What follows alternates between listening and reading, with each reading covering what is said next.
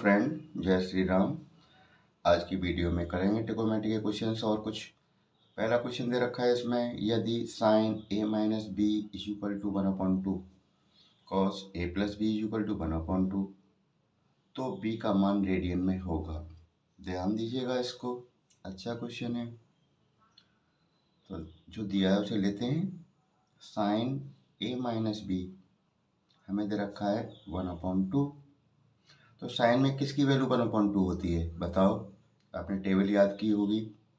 तो साइन 30 की होती है। कितने की? 30 की। समझ गए? तो यानी जो ये थीटा की जगह पे, यानी साइन थीटा बराबर 1/2, तो थीटा की वैल्यू क्या रही होगी? 30 डिग्री रही होगी ना। तो a माइनस बी किसके बराबर हो गया मेरा? 30 के बराबर। तो साइन 30 की वैल्यू होती है ये 1/2। इक्वेशन फर्स्ट हो गई। अब जो दे रखा है कॉस a प्लस बी 1/2, याद करो कॉस में, कॉस वाली लाइन में किस एंगल की वैल्यू 1/2 होती थी? 60 की होती थी। तो a प्लस बी बराबर हमारा कितना है? 60 है, तभी तो उसकी वैल्यू 1/2 है। Equation number second. दोनों इक्वेशनों को मैं सॉल्व करूं, आप लिखेंगे solve equation first and second. दोनों को सॉल्व करते हैं। तो a माइनस बी पहली इक्वेशन है हमारी, इज इक्वल टू 30 और a plus B is equal to 60। Solve करो दोनों को। तो देखो दोनों को जोड़ने पर कट जाएगा, माइनस का b और प्लस का b कैंसिल हो गया। a और a 2a हो गया। 2a बराबर कितना हो जाएगा? 90। 60 और 30 कितना हो गया? 90। तो a बराबर कितना हो जाएगा? 90/2 यानी 45। a की वैल्यू 45 आ गई, लेकिन उन्होंने a की नहीं पूछी है, b की पूछी है। तो आप लिखेंगे a का मान समीकरण 1 में रख दो या 2 में रख दो। तो 2 में रख देता हूं मैं। रखने पर समीकरण 2 हमारा क्या है? a प्लस बी बराबर 60 दे रखा है। तो a की जगह क्या आएगा? 45।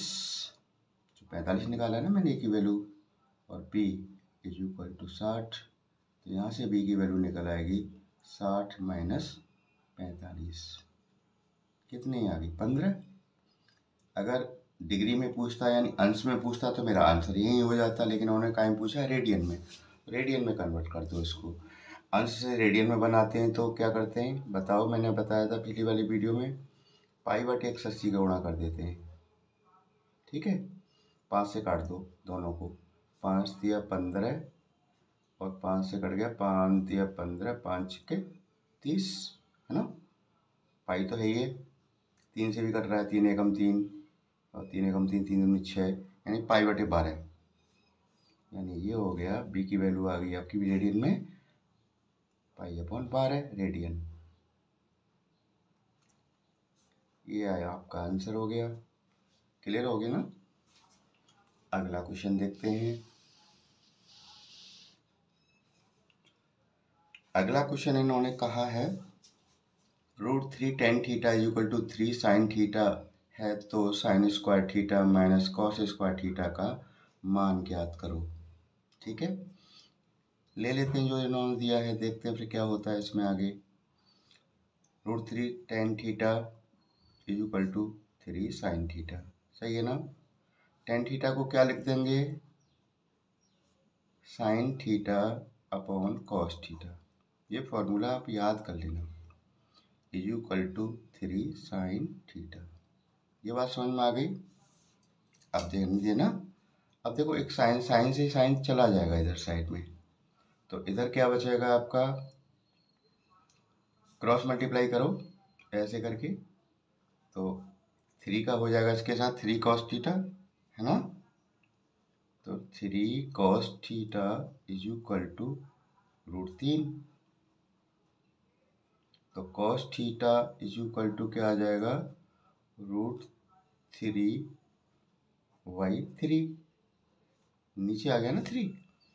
अब देखो क्या करेंगे, इसका √3 का ऊपर नीचे मल्टीप्लाई कर दो। अच्छा सा नहीं लग रहा कुछ, क्योंकि हमारी टेबल में कोई ऐसी वैल्यू नहीं आ रही यार।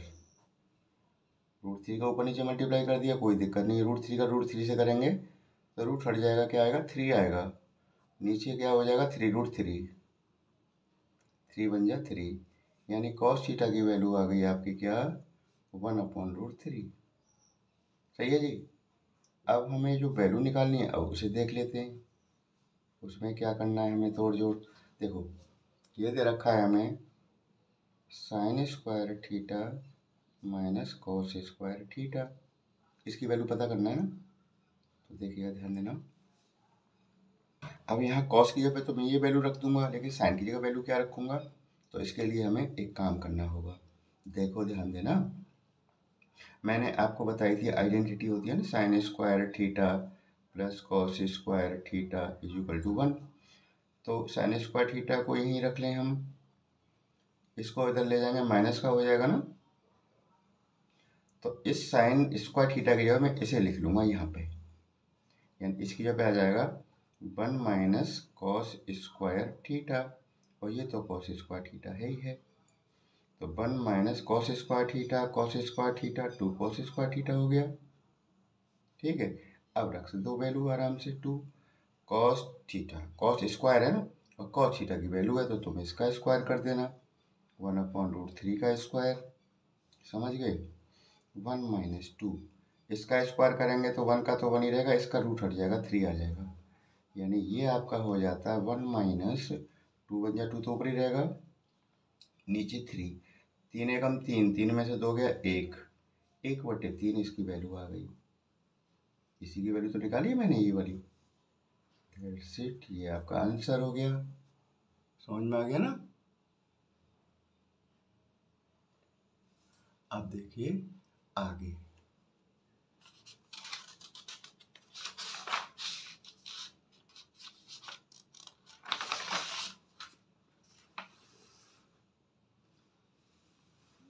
क्वेश्चन नंबर 3 देखिएगा।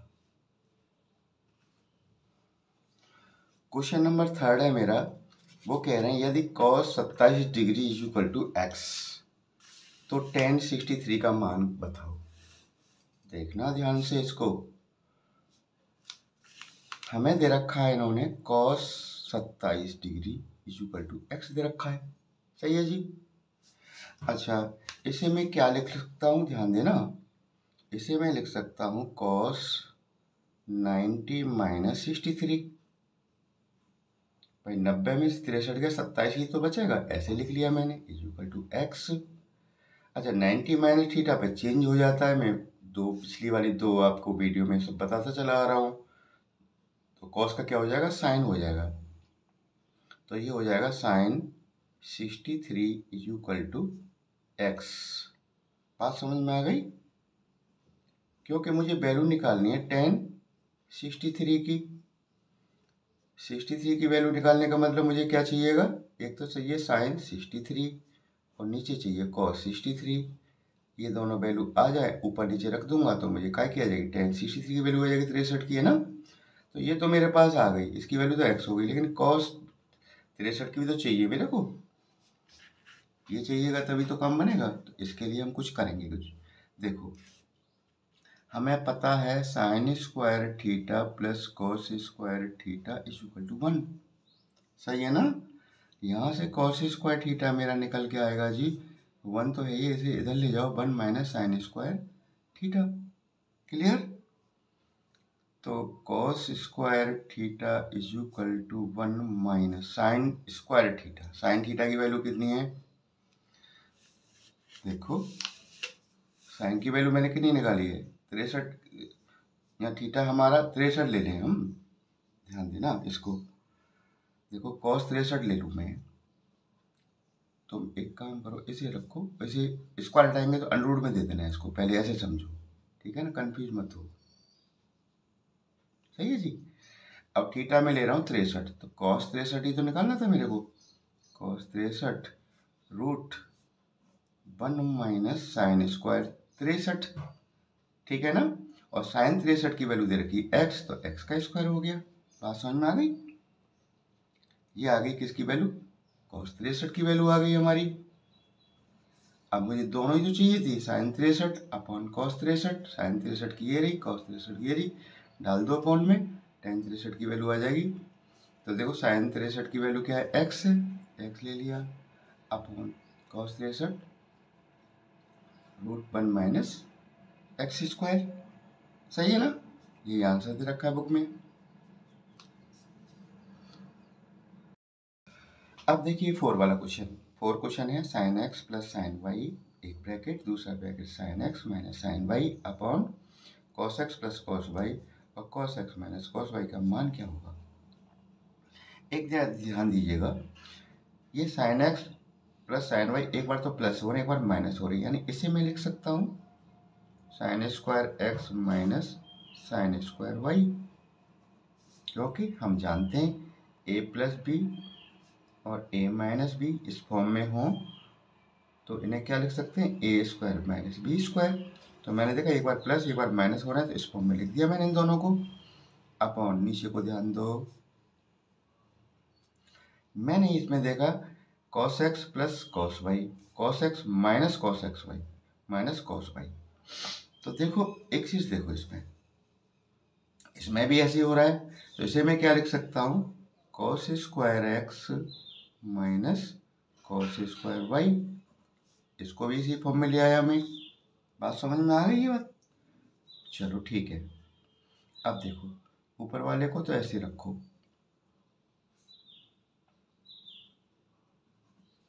नीचे वाले को देखो, cos स्क्वायर एक्स को क्या लिख सकता हूँ, 1 माइनस साइन स्क्वायर एक्स, ठीक है, माइनस cos स्क्वायर वाई को क्या लिख सकता हूँ, 1 माइनस साइन स्क्वायर वाई। बात समझ में आ गई ना, ठीक है।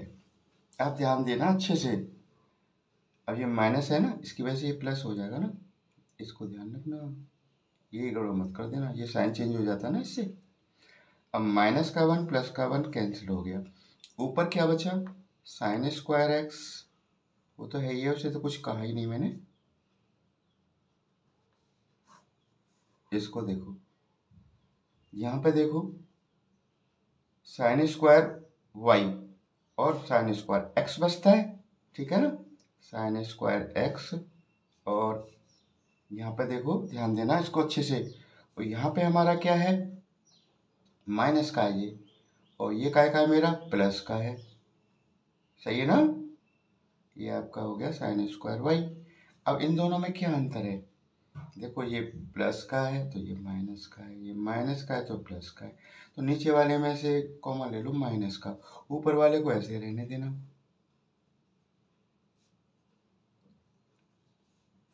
माइनस कॉमन ले लेंगे तो साइन चेंज हो जाएंगे इसके, ये क्या हो जाएगा, sine square X minus sine square Y, सही है ना। अब देखो ऊपर वाले नीचे वाले सेम है ना, कैंसिल हो जाएगा एक बार, लेकिन माइनस का वन आएगा, तो माइनस का वन है ना, माइनस का साइन है ना, तो यही आपका आंसर है। बात समझ में आ गई। एक और कर लेते हैं जल्दी से, क्वेश्चन 5। क्वेश्चन 5 देखिएगा ध्यानपूर्वक। क्वेश्चन 5 में कहा है इन्होंने, यदि 4 sine square theta minus 3 is equal to 0 तथा थीटा न्यून कोण है, तो cot square theta plus tan square theta का मान क्या होगा। चलिए करते, 4 साइन स्क्वायर थीटा